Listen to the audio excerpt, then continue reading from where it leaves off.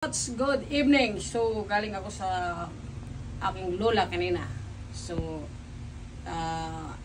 nakipag-negotiate niya ako sa ito tayong business natin. So, ito na yung inaantay nyo na magkasama tayo sa financing, no? At, kaya lang, ang mga negative na, hindi natin makasama na, syempre.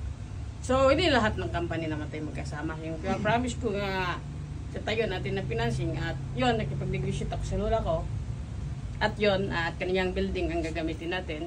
So, ito, abang-abang. So, ito yung ano natin, no? Sportwear, tindahan. So, ito ay nag-passive income naman to. So, buhay na to. So, success na tayo sa ating business na coach, fashion, accessories trading. So, kahit wala ko, kumikita na to. So, nag-start up tayo sa ibang business naman. Okay? Bye-bye!